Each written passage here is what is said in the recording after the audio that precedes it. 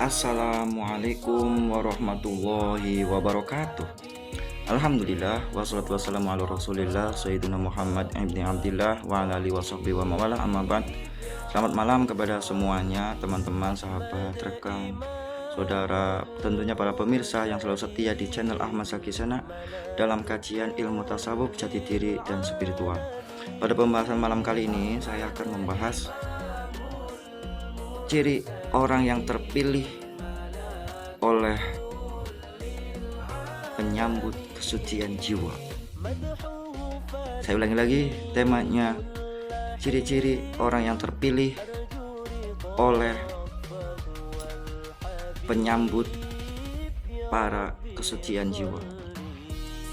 Jadi arwahul muqaddas, jiwa-jiwa yang suci itu benar-benar masih hidup, masih ada, dan selalu memantau dalam kehidupan duniawi kita. Maka akan disambut oleh para rijalul ghaib, para rijalullah, ahlullah, arwahul muqaddas, arwah-arwah yang suci akan disambut. Ciri-cirinya bagaimana? Ayo kita perhatikan ciri-cirinya. Kalau enggak salah diantaranya ya, bukan yang saya tulis ini, bukan hanya ini saja. Jadi jangan kok cuma segitu saja Mas Jaki nulisnya.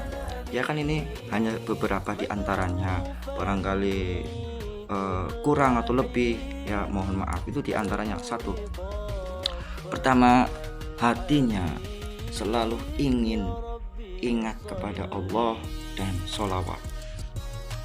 Nah, kalau hati kalian ingin dalam hatinya itu ingin selalu berzikir kepada Allah, ingat kepada Allah, dan mulut, bibir, dan hatinya ingin bersolawat kepada Kanjeng Nabi Muhammad SAW dalam setiap perputaran waktunya, setiap saatnya, berarti Anda termasuk terpilih menjadi orang yang disambut oleh para arwahul muqaddas, kesucian jiwa. Itu yang pertama. Yang kedua, itu dikala dalam keramaian orang banyak ingin memberi manfaat. Apabila kita bersama dengan orang yang banyak, ingin memberi manfaat, ingin memberi kemanfaatan, dan kalau belum bisa memberi kemanfaatan, ia sebisa mungkin tidak mau merugikan, menyakiti orang lain. Jangankan mau mendolimi, jangankan mau menyakiti, mau menyinggung, melukai hatinya pun gak mau. Berarti ciri orang tersebut adalah ciri orang yang dipilih, yang akan menjadi disambut oleh para kesucian jiwa. Yang ketiga, orangnya menerima keadaan qadar dari Allah, bahwa segala sesuatu yang terjadi sekarang ini, yang dia alami, yang dialaminya, itulah yang terbaik untuk kita. Apa yang kita jalani, apa yang kita nikmati, takdir dari Allah, itulah yang terbaik untuk kita.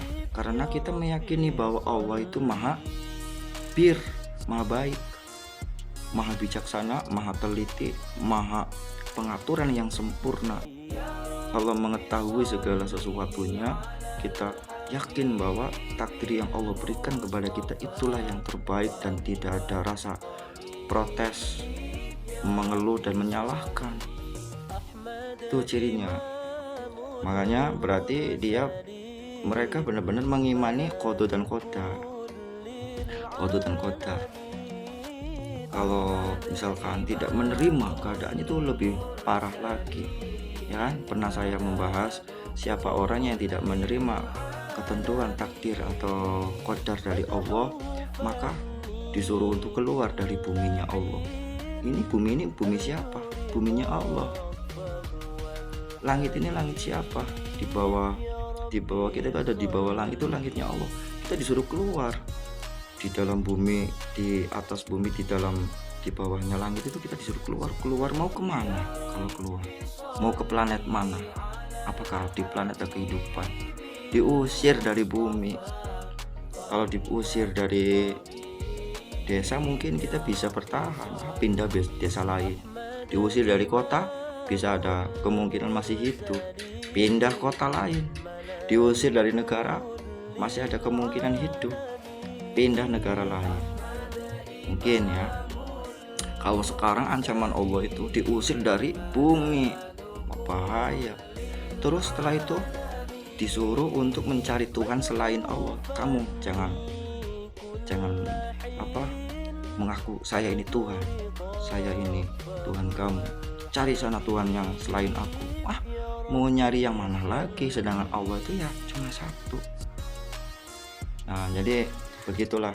Kalau kita tidak mau menerima segala qada dan qadarnya Allah, takdirnya Allah, seperti itu. Oke, kita lanjut lagi. Ciri yang selanjutnya adalah tidak mengharap kepada selain daripada Allah. Ya, contohnya kita mengharap kepada kehibaan atau kebaikan orang lain. Kita mengharap mengandalkan orang lain. Itu tidak mengandalkan kepada orang lain atau kepada siapapun. Dia hanya mengharap bersandar, minta pertolongan, utamanya hanya kepada Allah. Jadi kalau misalkan tidak dipeduliin manusia, tidak dipeduliin oleh yang lain, dia nggak merasa khawatir dan kecewa, karena yang ia harapkan, yang ia tuju dan bersandarkan utamanya itu hanya kepada Allah. Jadi tidak mengharapkan segala sesuatunya itu hanya kepada manusia, tidak. Karena siapa yang orang yang mengandalkan harapannya kepada manusia, tunggulah pasti akan kecewa. Seperti itu. Selanjutnya ciri yang keberapa ini? Ciri yang berapa ya? 1, 2, 3, 4. Ciri yang kelima. Ciri yang kelima adalah jiwanya penuh dengan kasih sayang. Ya, jiwanya penuh dengan kelembutan, kasih sayang. Kasih sayang pada siapa? Berawal pada diri sendiri. Kasih sayang pada diri sendiri, kasih sayang pada keluarga, pada istri, pada anak, pada orang tua. Kasih sayang pada semuanya, sampai melebar kepada orang lain, sampai melebar kepada hewan, pada tumbuh-tumbuhan. Gak suka merusak tumbuh-tumbuhan, tidak suka membunuh hewan. Kalau memang hewannya itu tidak membahayakan, ya jangan dibunuh. Ya, kalau memang hewannya membahayakan, cuma diusir saja. Ya, kalau kita ya, nyamuk plak, ada hewan tidak bersalah, dibunuh, jangan. Kalau ciri orang yang jiwanya terpilih menjadi penyambut oleh para kesucian jiwa, itu penuh dengan kasih sayang, penuh dengan kasih sayang. Sebagaimana contoh Kanjeng Nabi Muhammad itu adalah Kanjeng Nabi Muhammad itu adalah orangnya pengasih dan penyayang, penuh dengan kasih sayang, rahmatan lil alamin.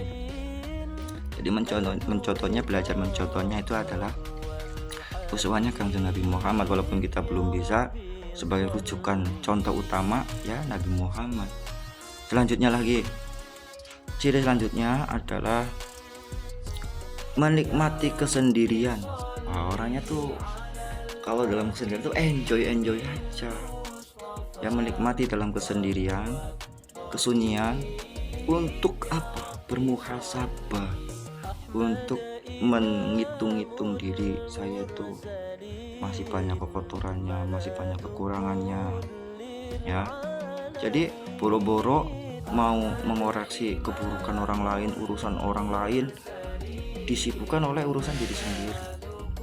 Mengoreksi atau memuhasabah, menghitung-hitung segala amal perbuatan, kekotorannya, keburukannya diri sendiri, tidak melihat keburukan orang lain. Itu ciri-cirinya ya. Senang bertafakur, senang berpikir segala sesuatu, dan tentunya disertai dengan zikrullah. Selanjutnya, tidak akan marah apabila disalahkan, dicela, dihina. Kalau masih marah, berarti itu belum menjadi suatu calon alamat orang yang disambut oleh kesucian jiwa. Tuh ya. Apabila pendapatnya pekerjaannya disalahkan, dimarah-marahin, atau kamu itu direndahkan, dicemohkan, dihina, ya, tidak marah.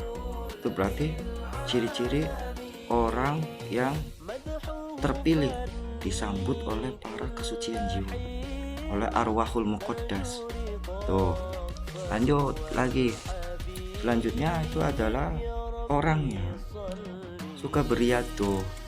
Nah, riado di sini adalah menggembleng jiwa, jasmani dan rohani tentunya ya.